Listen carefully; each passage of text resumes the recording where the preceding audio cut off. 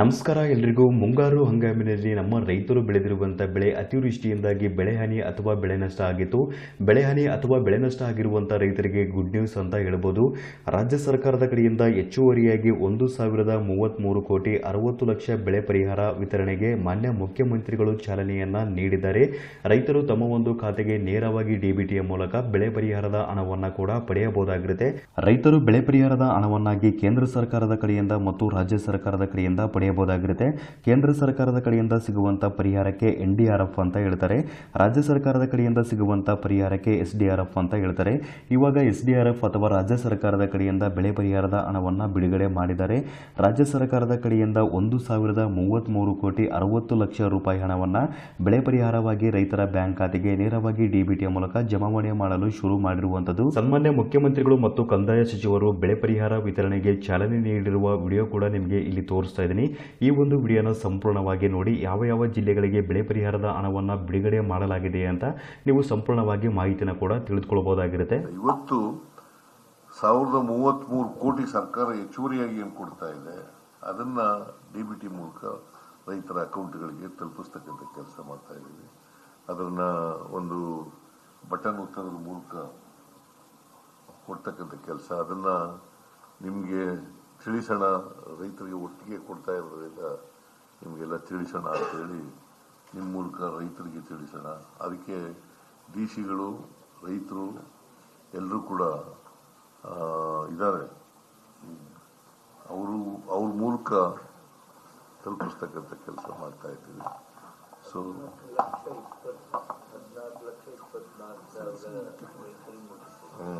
14,24,024 ನಾಡಲ್ಲಿದೆ. 14,24,124 ರೈತರು 14,58,000 ಹೆಕ್ಟೇರ್ ನಷ್ಟ ಆಗಿರೋದು.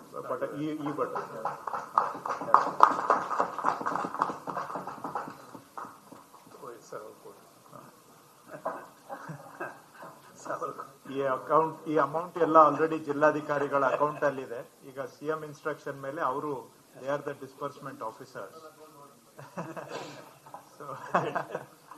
ಸೊ ಇದೆಲ್ಲವೂ ಕೂಡ Aadhaar enabled payment system AEPS ಮುಖಾಂತರವಾಗಿ ಅದು ನೇರವಾಗಿ ರೈತರ ಅಕೌಂಟಿಗೆ ಹೋಗ್ತಕ್ಕಂತ ಹಣ. ಇದು ಆಧಾರ್ ಅಥೆಂಟಿಕೇಟೆಡ್ ಸಿಸ್ಟಮ್ ಅಲ್ಲಿ ಪೇಮೆಂಟ್ ಆಗುತ್ತೆ. ಸೊ ಇಷ್ಟು ವಿಷಯ ತಮ್ಮ ಗಮನಕ್ಕೆ ತರುತ್ತಾ, ಮಾನ್ಯ ಮುಖ್ಯಮಂತ್ರಿಗಳು ಹೇಳಿದಾಗೆ ಕೇಂದ್ರ ಸರ್ಕಾರಕ್ಕೆ ನಾವು ರಾಜ್ಯಕ್ಕೆ ಬರಬೇಕಾದಂತ ಪರಿಹಾರ ಕೊಡ್ಲಿಕ್ಕೆ ಈಗಾಗಲೇ ಮನವಿಯನ್ನ ಸಲ್ಲಿಸಿದ್ದೇವೆ. ಅದರಲ್ಲಿ ಪ್ರೈಮ್ ಮಿನಿಸ್ಟರ್ ಭೇಟಿ ಮಾಡಿ 614 ಕೋಟಿ 90 ಲಕ್ಷ ರೂಪಾಯಿ ನಾವು ರೈತರಿಗೆ ಪರಿಹಾರ ಕೊಡುವಂತಹ ಕಾರಣಕ್ಕಾಗಿ ನಾವು ರಾಜ್ಯಕ್ಕೆ ಹಣ ಒದಗಿಸಬೇಕು ಅಂತ ಮನವಿಯನ್ನ ಸಲ್ಲಿಸಿದ್ದೇವೆ.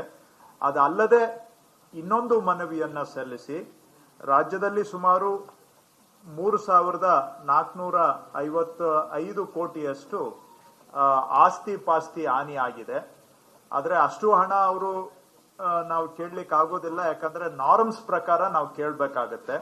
ಸೊ ಈ 3,500 ಕೋಟಿ ಏನು ಆಸ್ತಿ ಪಾಸ್ತಿ ಹಾನಿ ಆಗಿದೆ ಅದರ ಅಡಿಯಲ್ಲಿ ನಾರ್ಮ್ಸ್ ಪ್ರಕಾರವಾಗಿ ನಮಗೆ ಬರಬೇಕಾದಂತ 1,521 ಕೋಟಿ 67 ಲಕ್ಷ ಅದನ್ನ ಈ ಆಸ್ತಿ ಪಾಸ್ತಿ ಹಾನಿ ಆಗಿರುವಂತಹದರ ಮರು ನಿರ್ಮಾಣಕ್ಕಾಗಿನೂ ಕೂಡ ಪರಿಹಾರವನ್ನ ಕೇಳಿದ್ದೇವೆ.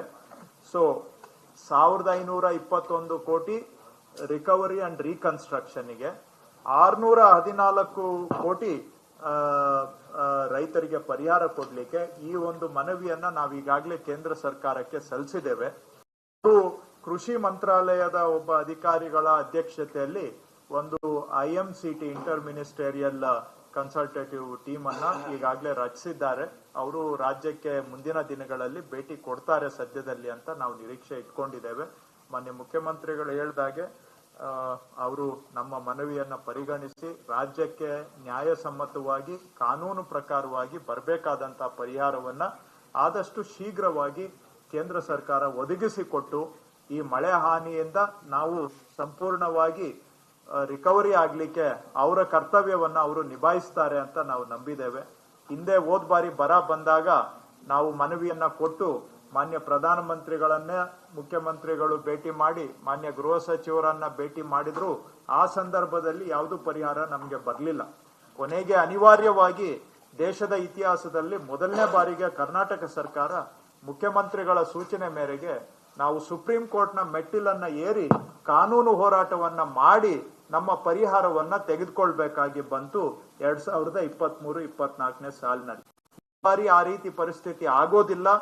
ಕೇಂದ್ರ ಸರ್ಕಾರದವರು ನಮಗೆ ನ್ಯಾಯಯುತವಾಗಿ ಬರಬೇಕಾಗಿರ್ತಕ್ಕಂಥ ಅನುದಾನ ಮತ್ತು ನಮ್ಮ ಹಕ್ಕು ನಮ್ಮ ಪಾಲನ್ನ ಕೊಡ್ತಾರೆ ಅಂತ ನಾವು ನಂಬಿ ಈಗಾಗಲೇ ಮೆಮೊರಾಂಡಮ್ ಅನ್ನ ಸಲ್ಲಿಸಿದ್ದಾವೆ.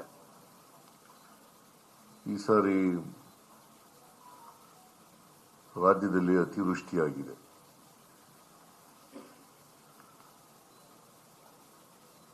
ಅತಿವೃಷ್ಟಿ ಆದ್ರಿಂದ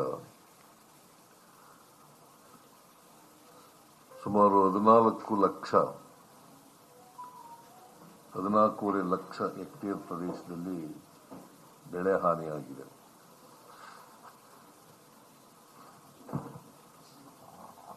SDRF ನಾರ್ಮ್ಸ್ ಪ್ರಕಾರ ಬೆಳೆ ಪರಿಹಾರ ಕೊಡಬೇಕು ಅಂತಕ್ಕಂಥದ್ದು ರೈತರ ಆಗ್ರಹ ಮತ್ತೆ ಸರ್ಕಾರದ ಇಚ್ಛೆನೂ ಕೂಡ.